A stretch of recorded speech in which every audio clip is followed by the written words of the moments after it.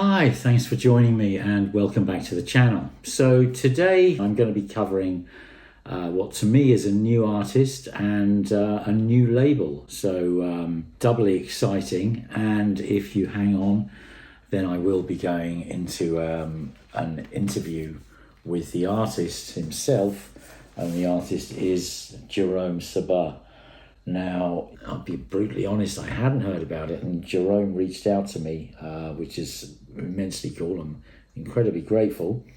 This is, obviously this is a vinyl release of it, and you can see here it's, it looks extremely nicely done. You've got this similar inner sleeves as you get on your Analog Productions and your MoFi type records. Very beautifully pressed flat record with, what's that say there? Bernie Grundman scratched into the dead wax. So, reasons for interest and taking this seriously are stacking up quite dramatically. And then if you check out a few reviews, you'll see that Stereophile awarded this the recording of the month in February 24, with a brilliant review written by Jim Austin. The Tracking Angle, Michael Fremer, awarded this music 10 out of 10 and sound 11 out of 10, which is Michael's license to add one extra. The Absolute Sound said this was one of the best albums of 2023. It was actually released last year. It's clearly something very, very, very special, and I don't want to run through, spend too much time talking about this, because as I say, I've got an interview with Jerome coming up in this a little bit later on in this video. But just to run through, it's available on LP, compact disc. The LP is available in 4 versions. This is the standard issue, $40. You can buy a numbered standard issue for $55, a hand-signed numbered standard issue for $75, and then a signed test pressing for $100. And as you'll, again, if you watch to the end of this video, you'll hear Jerome talking about that. Currently, I believe there are 2 test pressings left, so I don't suppose they'll be around for very long, but no doubt very cool things to have. There's a compact disc available, which is $15, or signed version for $30. That's made up Bernie Grundman's by playing back the original master tape and converting it directly to 44.1 24-bit. So there's no sort of conversion from sort of 96 to 44.1 or anything required. And I haven't heard the CD, but that's kind of quite an old school way of doing it, but I would imagine results in a superb reproduction. And then last, but by no means least, and full disclosure, Jerome sent me this on loan because it's also available as a direct one-to-one first generation copy of the original master tape. So it comes on 2 reels in 2 beautiful boxes here. I mean, I personally love this artwork. And Jerome very, very kindly sent this on loan to me. But honestly, having heard it, cut a long story short, I've now bought it, and so it's not going back. I couldn't let it go back. It is stunning, and it is one of the most amazing things you'll ever hear. It really is. But just really, really briefly, just to sort of run through, this is a phenomenal sounding jazz album. It sounds very, very, very much like sort of mid-50s era Miles, that kind of thing. That's why I put this t-shirt on especially. It's very reminiscent of that sound, very reminiscent of not only the production but the performance and the feeling from the players. And one of the things is that Jerome explains is they he doesn't like to sort of record multi-track. He doesn't like to stand there in a booth with his saxophone and headphones on listening to a recording of the drum track and then play along with it. It's everything, the band basically performs live in the studio all at once and is recorded live in the studio. And it's a very impressive band at that. We've got Jerome Sabbagh on tenor sax, Kenny Barron on piano, Joe Martin on bass, and Jonathan Blake on drums. And it's phenomenal. It's very, very easy listening. You know, I don't mean it's throwaway jazz by any means. It is like listening to one of those mid-50s Miles albums. It's captivating, it's enthralling, but it's not in any way, shape, or form kind of free jazz, challenging or hard to digest. It's phenomenal stuff. I know there's a new album coming out from Jerome at the end of this month called Heart, and I shall absolutely be getting that. It's, you know, this was my introduction to Jerome. It's recorded all analog. It is all analog all the way through, using vintage gear, mixed using vintage, I think they're Neve consoles. I believe the same console that Rudy Van Gelder used. It's that kind of thing. It's done, you know, it's kind of a bit like what Kevin Gray's doing with his cute coherent records, you know, sort of recreating the old Rudy Van Gelder sort of sound and approach. It's a very, very similar thing, but I've got to say, I think musically this is a cut above. You would buy this. I think it is an absolute disservice to this to call it an audiophile recording or an audiophile label or an audiophile artist. You know, Jerome is a really gifted, sensitive and aware saxophonist that's, you know, very in tune with the rest of the band, very in tune with high quality sound, with his sound, with expression and capturing that. It's a bit like the Pablo records that I've just been talking about, that are just where Norman Granz absolutely captures that moment of creative freedom. This is very similar, and again, I think that's where, you know, that's what makes the greats like Rudy Van Gelder, like Norman Granz.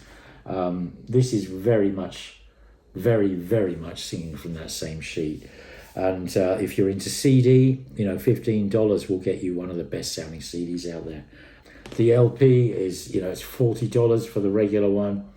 If I hadn't already bought the tapes, believe me, I would 100% be buying that test pressing if there are any left. I'd be quite surprised if there are by the time you get there to check. But $40 for the regular version is a steal. And, you know, for the few of you out there who are able to play tape,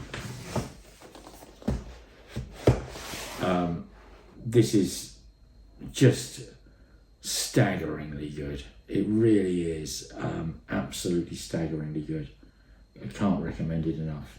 Anyway, at this point, I just want to introduce Jerome Sabbagh here on video. I will note, you have to excuse the video quality. When I was recording this with Jerome, it was late in the afternoon here, and in this spot where I'm sitting now, it was actually 38 degrees centigrade, and I couldn't bear it, so I had to move into the listening room, which is cooler and darker, but obviously not so good for video. Okay, so I hope you enjoy the interview. I hope you enjoy the rest of this video. If you like what I'm doing, please like, share and subscribe, and I will see you all again soon. Thanks very much. What led you to sort of pursuing the audiophile kind of thing, and you're, ultimately, ending up with setting up your own record company? I started recording under my own name in 2004, 20 years ago. Okay. And basically, I was trying to get the best sound I could, because as a musician, as a saxophone player, sound has always been one of my main pursuits, trying to learn how to play, trying to develop my own sound, get the best sound I could. So when the time came to record, I was trying to get that to translate into the recording as best I could, so the listener could connect to, what we're trying to do. So because I've been trying to be as careful as I can with my records in general, that kind of led to recording the tape, 10 years ago issuing vinyl for the first time, Yeah. and ultimately led to the creation of this label, which is called Analog Tone Factory. Yeah. And basically, we're making all analog records, all the way to either tape or vinyl. And we also have digital distribution. But if you have a turntable or a real player, the best way to hear those records is really to kind of listen to them that way. So I'm Yes. hoping that this can be sustainable blueprint not only for my own records but also to produce other people's music, Yeah. whether in the realm of jazz or other music. We're thinking about trying to record some singer-songwriters and also classical music, so we hope to expand and do 3 records next year, and we will see what happens after that. So if I can just run back to the sort of the recording of obviously we're talking about Vintage here because that's the only album of yours that Yep. I've so far heard. Actually, I will say, because I saw a review of this on another channel, and he was saying he didn't think the cover was much. I've got a degree in fine art, by the way. I Oh, think okay. I think this is exceptionally sharp and cool Thank artwork. you very I much. absolutely love it. You Thank know, you very much. Appreciate that. really, really do. But anyway, yeah, I mean, it's a phenomenal sounding record, and and musically, it's phenomenal too. I think beware of considering yourself an audiophile label or an audiophile act because ultimately, you know, for me, you've got to want to listen to the music. That's all there is to it. If it's I've got records by favorite bands that are just they're bootlegs recorded off the whatever at shows, and the sound is appalling, but you're listening to it for the performance and the music. Yeah. Whereas there's audiophile records which are just hello, hello, what am I doing? Yeah, I mean, You know, I agree. As much as I care about a recorded sound, it's really secondary to the music. So with this label and in general, I'm always trying to play the best music we can and do it in a way that facilitates that. Like for me, recording all in the same room, it's a musical decision. Like I don't really want to be in a booth with headphones, listening to the drummer and trying to figure out and then having to recreate dynamics that don't really exist. Because if everybody's in a booth, then there is no band dynamic because not everybody's in the same room yeah, and everybody might have a different headphone mix. So for me, recording all in the same room, that's about trying to play live like we would in a concert.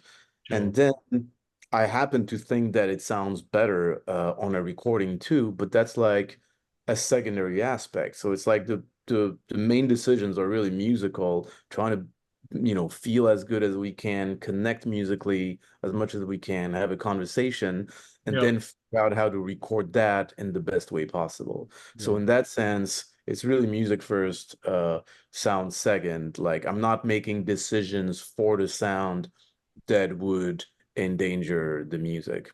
cool, yeah. So so basically you're kind of recording Yes. live in the studio. And I know Yeah. on this album you recorded to multi-track, but I've read on Hearts, your new release, which is out later this month, I believe. Yeah, it's coming out August 30th. You recorded straight to the two-track machine, yeah. Yes, so I've done both. Vintage is multi-track tape mixed to half-inch tape at 30 IPS. Yeah, Heart is a live to two-track recording, meaning the mix is done directly while we play, in yeah, this case by great engineer James Farber, to half-inch two-track tape. And so you kind of bypass one step. It's kind of like a high wire act in the sense that the mix has to be right. Like whatever choices you make in terms of levels, panning, reverb, you have to live with them because yeah, that's it. yeah, Uh, I really like doing that, and I've done most of my records that way, actually. yeah. In fact, I was hoping to do vintage that way, but vintage was done during the pandemic, and James didn't want to work during the pandemic. Okay, And yeah, so I ended up doing the record multi-track because I didn't have James to engineer it. But I actually prefer doing live to two-track because I yeah, think there's a certain purity to it. And also by bypassing that mixing step, I think you gain in sound quality. And I like the kind of ethos of like everybody being in the room, the engineer doing the mix at the same time, and then that's it, you know. Yeah. I like that, and a lot of my favorite records were recorded that way. Yeah. I mean that would be how Rudy would have recorded back in the. Yes, Yeah. Yeah. Yeah. yes. And I Well, mean I most of suppose before multi-track, that was how everyone recorded, I guess. Yeah. and maybe you know like later maybe like 3 tracks recorded and mixed down to 2 tracks or something, but like basically mixing on the fly and getting most of the sound right there at the recording session. I also think it's a much smarter, better way to do it because now it's with digital, it's so easy to put up like 3 or 4 mics on everything, and then a lot of what you hear becomes, oh, we'll figure it out at the mix. But in reality, you never really figure it out at the mix. Like if you put one mic in the right place in front of a person playing, and that's right to start with, then you're essentially done. And it's like a much better way to do it. So it to me, it pays off to make the effort to pick the right mic, the right room, Yeah. put it in the right place, makes it the right way to start with, and then you're not left with like 35 inputs of like redundant stuff, and it becomes very hard to pick after the fact, and you end up like overdoing everything. At least that's what I feel happens Yeah. a Yeah. lot. That's what I'm trying to avoid. Yeah. No. Good. Good. Good. I agree. I have been on a few sessions where, Mm. you know, recording direct to 2-track, and which I appreciate is can be a kind of a slightly scary sort of seat of the pants situation for the engineer because Yeah, you got to there's be really changes, good. fades and things to be made mid performance, Mhm. but yeah, it completely makes sense. So I suppose you're only going through the desk once. Uh, yeah, so basically live to true track, you're playing, there's like maybe, I don't know, 10, 12, 15 microphones. The engineer has to mix it live. So it's going through the desk, Yeah, mixing board, and it's going from there to the tape machine, and that's it, you yeah, know. yeah, So yeah, then yeah, you have your tape and you have to edit it together. So you have to cut like that tune and put it together with the other tune because you're going to need to cut LP sides. yes, And that happens in mastering. So we do the editing, then we send in the tape, in this case to Bernie Grunman, yeah, yeah, yeah, and he cuts the record all analog directly from that tape. yeah, Uh, so there's no step in between. And same with the tape copies. Jason Smith, who does my tape copies, he gets that same master and he makes the copy like the one you have yeah. uh, directly from that master with like no step in between. And that way we get, you know, we're trying to have as few steps as possible in between so that the sound quality stays as good as it can possibly be. I'll just hold this up again for the viewers here, but this is it is astonishingly good sounding. And I mean, another one I've got here has got tones on it, which I very much appreciate. But is that standard? They're all going to have tones on, or Yes, they're all going to have tones because yeah, we want people to be able to align properly yeah, yeah, the yeah. machines, and a lot of commercial tapes don't have that because No, you know it opens a can of worms. But like really, it's better to have tones because you can put your 1K tone and align and be at least reasonably sure that what you're hearing is close to how we recorded it, and that's going to change things. So I mean, you don't have to align if you don't want to. And I think there's plenty of people who might like get that tape, just throw it on and listen to it, and that's fine. But if you want to, yeah, I feel the listener should be given that option. yeah, And if they want to, take the time and make the effort to do it more properly, they can, and I feel they should have that choice, especially with something as, fancy and expensive as tape is. yeah, yeah, yeah. And that is literally a one-to-one copy of the master. So That is a one-to-one it's copy of the yeah, master. it's basically the same as many record companies would call a production master or a safety Yes. master. Yes. Yeah, yeah. So it's Absolutely.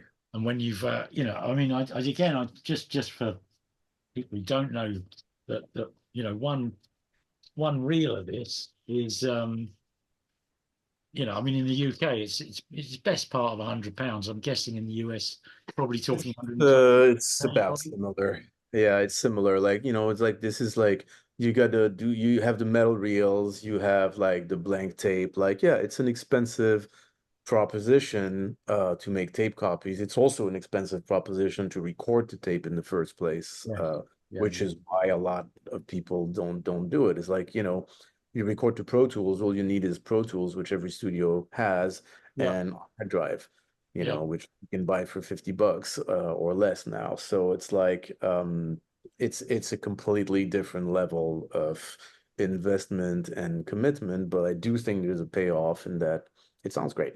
yeah. I mean, I've sat in on you know, at least two situations I can remember where professional recording was being made, Hmm. and coming out of the desk, mixing desk, was a feed to, you know, a computer, Pro Tools, whatever, and a feed to a Studer 24 track A800, I think, you know. Hmm. And in both instances, you play back the tape and then you play back Hmm. the digital file. You know, it doesn't matter whether it's 24.192 or 36.35. It doesn't matter. It really doesn't matter. The analog playback is just in another league to the digital, and it's kind of almost, you know, to my experience, it's like you know, you could have your back to it and be talking to someone, and you'd be aware of the difference. It's a fundamental, like, very crap. What's that? You know? Yeah, I completely agree. In fact, for Heart, which is the next record, which is coming out, we did exactly that. So we took the microphone feed through the desk. Yeah, It went through a tube Ampex 351 that was rebuilt half-inch 30 IPS. yeah, It went to a Studer A820, also half-inch 30 IPS, because I wanted a safety copy, and I also wanted to compare the sound of the two machines, and I had enough tape to do that. And it also went straight to the computer in Pro Tools. And so I got to compare everything. And, you know, the digital recording, as good as it is, it's still a very good recording, but it doesn't hit you nearly as well as either tape recorder. no, And then out of the two tapes, I much preferred the Ampex, which has like tube electronics, and to me is a more faithful, better representation of what we sounded like in the studio. But the Studer was no slouch. The Studer tape was also really good. yeah, Uh, and I could see I preferred the Ampex. I could see someone else maybe preferring the Studer, but they were both in a completely different league than the straight up digital. Like in a way that was like you said, just like profound and unmistakable. And I think anybody sitting in the studio making that comparison would think the same. yeah. Absolutely, absolutely. So, okay. So what? I actually, one thing I wanted to mention was, I noticed on your website, or the Analog Tone Factory, you know, shop, there are Hmm. various versions of this. You can buy it. You can get a Hmm. soft copy. Hmm. You can get a numbered copy, and then Hmm. it was, I think it was for $100. There was, it was $100 or £100. I can't remember. Dollar. Blind test pressing. Yes. Is that the? I mean, how much? Can I ask how many of those you've got? The test pressings? Yes, 25. I think there's two left. Okay. So yeah. So there's not a lot of those. And that's the one with the Bernie Grumman label in the middle, is it? Because I think I saw one of. No, that's an acetate. So all right, so Okay. when he does the mastering, he cuts an acetate, which is not vinyl, it's like a softer material. Yeah. And I get one of those, only one, Yeah. to check the sound and make sure that I like his cut, and it's a good translation of what's on the tape. Yeah. It's always been the case that I've approved those because they sound fantastic. Yeah. That's another thing, is like it really sounds amazing, but it's a soft material. It deteriorates very fast. So I'm not selling that. I just have one copy for myself, Yeah. and that's it. No, Then that's what fair enough. happens is when I approve it, and that's the one that has the Bernie Grunman label in the center. When I approve it, Bernie does another acetate exactly the same way to the same specs that Yeah. will never get played, and that gets sent to the plant to get plated, and that's the one that all the records are made from.